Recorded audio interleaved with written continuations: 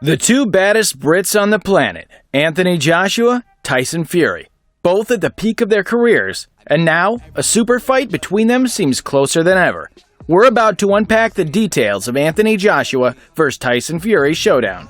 But before we do, don't forget to subscribe below.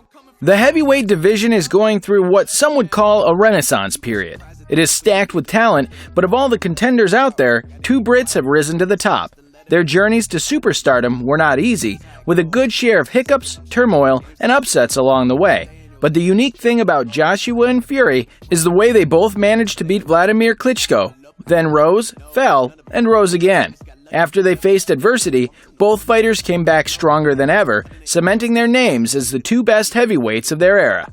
And the new WBC heavyweight champion of the world, the Tyson Fury, the Gypsy King, is known for his wild behavior and slippery style. He bears the gypsy spirit and bears it proud. But in the past, he did not shy away from voicing his controversial opinions, which got him into some trouble.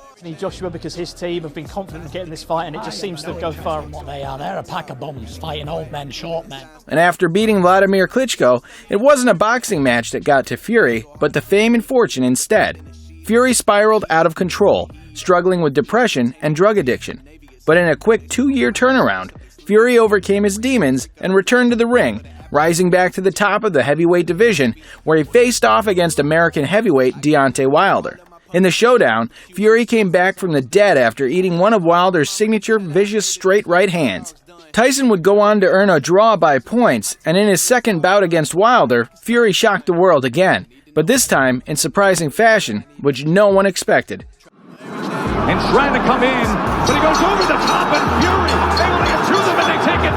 Today, Fury is still as wild and fun as ever, but he shows much more maturity and carries himself like the family man that he is. He's the same old proud gypsy, but now he speaks on his struggles with depression to inspire others. With that being said, he still talks a lot of trash, unlike his potential opponent, Anthony Joshua. Joshua's got about as much brains as in that bag of fucking washing there. He don't do shit, does he? In his own words, Joshua is about staying hungry and staying humble. Many have tried to get a rise out of Joshua, and to date, all have failed.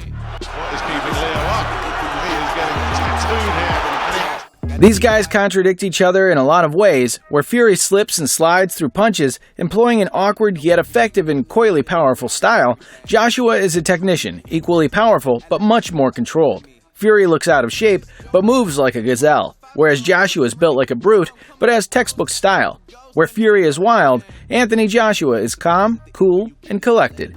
After Joshua beat Klitschko, he continued his win streak until he was stunned by Andy Ruiz Jr., losing by way of TKO in the 7th round.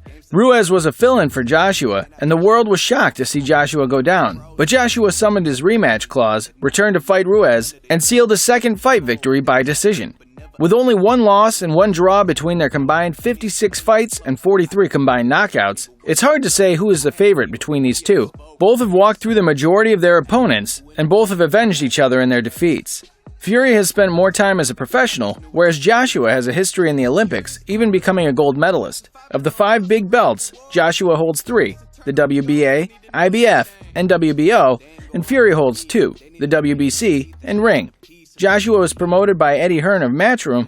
Eddie Hearn is the brains, isn't he, behind it, and Joshua's the puppet, so he does as he's told. Puppet, puppet, puppet. While Fury's promoted by both Bob Arum of Top Rank and Frank Warren of Box Nation. In boxing today, separate promotion camps usually mean the fight negotiations will be nightmarish, if settable at all. But if there's enough money on the table to go around, the fight will go down. That is a guarantee. And I'm a heavyweight that you want to fight. Why not? That's all.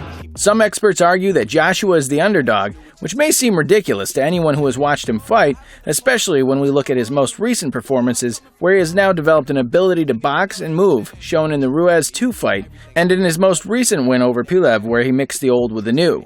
What a knockout, by the way. But what raises Fury's stock is his defeat against Wilder, who was once considered as a top 3 heavyweight before his loss to Fury, and was indefinitely known as the most dangerous knockout artist in boxing. It's kind of cast a sense of invincibility over him now. He seems to be knockout-proof. And trying to come in, but he goes over the top, and Fury able to get through them, and they take it. When Fury was at the low of his career, Joshua rose to the top. When Fury made the comeback of the century, Joshua lost in an upset of equal measure. And when Fury solidified himself as the better man than Wilder, Joshua rose from his loss and overcame adversity. 2 warriors, 1 fight. What do you think? Will it go down? You get this by letting them talk, so I'm letting them talk. Gotta keep quiet, maneuver in silence, then let them in, chalk up their body, another one body, that's just how it go. I got some secrets, I'm shaking the game so they stay on their toes. Stay in your lane, how to stay on the go. I can play with the pros and act like a rookie, so they overlook me, then I double up again under their nose. None of them cold, they just got lucky but never a